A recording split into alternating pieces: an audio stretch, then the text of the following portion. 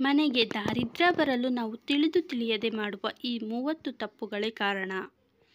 1. ಊಟ ಮಾಡುವ ವೇಳೆಗೆ ಅನಾವಶ್ಯಕವಾಗಿ ಯೋಜನೆಗಳು ಮಾಡಿ ತಟ್ಟೆಯ ಮುಂದೆ ಕಣ್ಣೀರು ಹಾಕುತ್ತಾರೆ. 2. ಹೆಣ್ಣು ಮಕ್ಕಳು ತಟ್ಟೆಯನ್ನು ನೆಲದ ಮೇಲೆ ಇಟ್ಟು ಊಟವನ್ನು ಮಾಡುವುದಿಲ್ಲ. ಬದಲಾಗಿ ತೊಡೆಯ ಮೇಲೆ ಇಟ್ಟುಕೊಂಡು ಊಟವನ್ನು ಮಾಡುತ್ತಾರೆ. ಹೀಗೆ ಮಾಡಬಾರದು. ಇದನ್ನು ರೋಗಿಗಳು, ದೀನದಟ್ಟರು ತೊಡೆಯ ಮೇಲೆ ಇಟ್ಟು ಊಟವನ್ನು ಮಾಡುತ್ತಾರೆ. ಆದ್ದರಿಂದ ಊಟದ ತಟ್ಟೆಯನ್ನು ನೆಲದ ಮೇಲೆ ಇಟ್ಟು ಊಟವನ್ನು ಮಾಡಿ. 3. ಮನೆಯ ಆವರಣದಲ್ಲಿ ಒಣಗಿದ ಗಿಡಗಳು ಇಡಬೇಡಿ.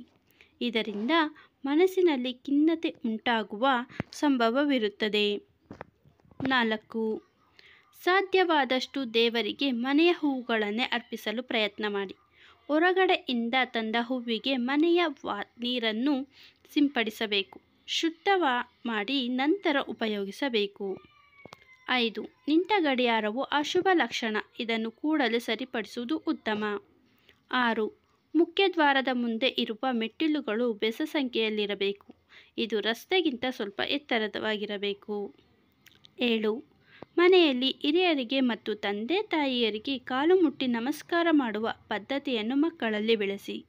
ಹೆತ್ತವರಿಗೆ ಇದರ ಅವಶ್ಯಕತೆ ಇಲ್ಲದೇ ಇರಬಹುದು, ಆದರೆ ಹೆತ್ತವರ ಆಶೀರ್ವಾದವು ಮಕ್ಕಳನ್ನು ನಿರಂತರವಾಗಿ ರಕ್ಷಿಸಲು ಇದು ಅತ್ಯಂತ ಸಹಕಾರಿ. 8. ದೇವರ ಕೋಣೆಯಲ್ಲಿ ಒಂಟಿ ದೀಪ ಉರಿಸಬಾರದು. ಸಣ್ಣ ದೀಪವಾದರೂ ಸರಿ, 2 ದೀಪಗಳನ್ನು ಇಡಿ. 9. ಚಾಪೆ ಬಳಸುತ್ತಿದ್ದರೆ ಮುಗುಚಿ ಹಾಕಬಾರದು. 10. ಸಂಜೆ ಗುಡಿಸಿದ ಕಸವನ್ನು ಹೊರಗೆ ಹಾಕಬಾರದು. 11. ಯಾವುದೇ ಹೊಸ ಬಟ್ಟೆ ಅಥವಾ ಒಡವೆಗಳನ್ನು ತಂದರೆ ಮೊದಲು ದೇವರ ಸನ್ನಿಧಾನದಲ್ಲಿಟ್ಟು ತೆಗೆದುಕೊಳ್ಳಬೇಕು.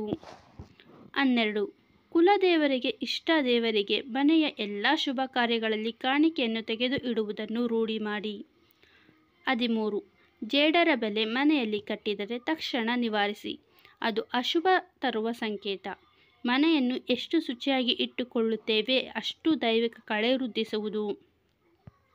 14. ಮನೆಯ ಯಾವುದೇ ಜಾಗಗಳಲ್ಲಿ ಪಾರಿವಾಳಗಳು ಮನೆ ಮಾಡಿದರೆ ಅದು ಕಷ್ಟಗಳು ಎದುರಾಗುವ ಸಂಕೇತ. ಅವುಗಳ ಪ್ರಾಣಹಾನಿ ಆಗದಂತೆ ಅಲ್ಲಿಂದ ಓಡಿಸಬೇಕು. 15. ಜೇನಿನ ಗೂಡು ಮನೆಯಲ್ಲಿ ಕಟ್ಟಬಾರದು. ಸಾಧ್ಯವಾದಷ್ಟು ಮನೆಯೊಳಗೆ ಯಾವುದೇ ಜೀವಿಗಳಿಗೆ ಜೀವಹಾನಿ ಮಾಡಬೇಡಿ. 16. ಬಾವಲಿಗಳು ಮನೆ ಸರಹದ್ದಿನಲ್ಲಿ ವಾಸ ಮಾಡದಂತೆ ಎಚ್ಚರ ವಹಿಸಿ. 17. ಹಿರಿಯರು ನಂಬಿಕೊಂಡು ಬಂದ ದೈವಗಳಿಗೆ, ಅವರದೇ ಆದ ಸಂಪ್ರದಾಯಗಳಿಗೆ ಗೌರವ ತೋರಿಸುವುದು ನಮ್ಮ ಆದ್ಯ ಕರ್ತವ್ಯ. 18. ಉತ್ತರ ದಿಕ್ಕಿಗೆ ತಲೆ ಮಾಡಿ ಮಲಗಬಾರದು. ದಕ್ಷಿಣ ದಿಕ್ಕಿಗೆ ಮುಖ ಮಾಡಿ ನಿರಂತರವಾಗಿ ಕುಳಿತುಕೊಳ್ಳುವ ವ್ಯವಸ್ಥೆ ಇರಬಾರದು. 19. ಬರೀ ನೆಲದಲ್ಲಿ ಮಲಗುವುದಾಗಲಿ ಹರಿದ ವಸ್ತ್ರಗಳನ್ನು ಧರಿಸುವುದಾಗಲಿ ಮಾಡಬಾರದು. 20.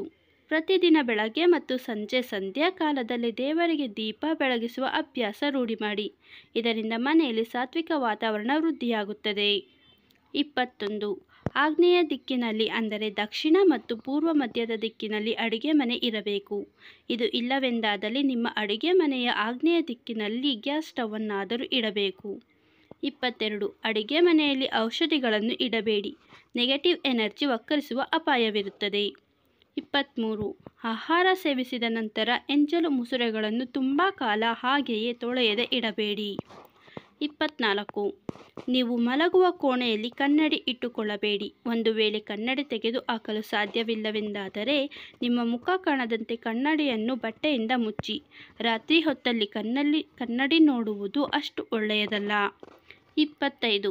ವರ್ಷಕ್ಕೆ ಒಮ್ಮೆಯಾದರೂ ಗಣಹೋಮವನ್ನು ಮಾಡಿದರೆ ತುಂಬ ಉತ್ತಮ. ಇದರಿಂದ ವಾಸ್ತು ಸದೃಢವಾಗಿರುತ್ತದೆ. 26. ವರ್ಷಕ್ಕೆ ಒಮ್ಮೆಯಾದರೂ ಪೂಜೆ ಮಾಡಿ ಯೋಗ್ಯರಿಗೆ ದಾನ ಮಾಡಿ. ಇದರಿಂದ ಸಂಪತ್ತು ದೈವಿಕ ರೂಪ ಪಡೆಯುತ್ತದೆ. 27. ಸಾಧ್ಯವಿದ್ದಲ್ಲಿ ನಿತ್ಯವೂ ಮನೆಯ ಸಮೀಪದ ದೇವಾಲಯ ಸಂದರ್ಶನ ಉತ್ತಮ. 28. ಸ್ನಾನವಿಲ್ಲದೆ ಊಟ ಮಾಡುವುದು ಒಳ್ಳೆಯದಲ್ಲ, ಏಕೆಂದರೆ ಅನ್ನವು ದೇವರಿಗೆ ಸಮಾನ. 29. ನಿಮಗೆ ಸಮಯವಿಲ್ಲದಿದ್ದರೂ ಕೆಲವು ನಿಯಮಗಳನ್ನು ಪಾಲಿಸಿ. ತಾವಾಗಿಯೇ ಮನೆಯಲ್ಲಿ ಶಾಂತಿ ನೆಮ್ಮದಿ ಸಿಗುತ್ತದೆ.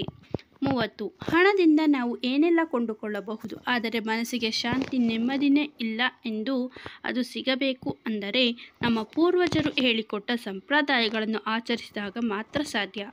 ಸ್ನೇಹಿತರೆ, ನನ್ನ ಈ ಮಾಹಿತಿ ನಿಮಗೆ ಇಷ್ಟವಾಗಿದ್ದರೆ ದಯವಿಟ್ಟು ಲೈಕ್ ಮಾಡಿ, ಶೇರ್ ಮಾಡಿ, ಸಬ್ಸ್ಕ್ರೈಬ್ ಮಾಡಿ. ಧನ್ಯವಾದಗಳು.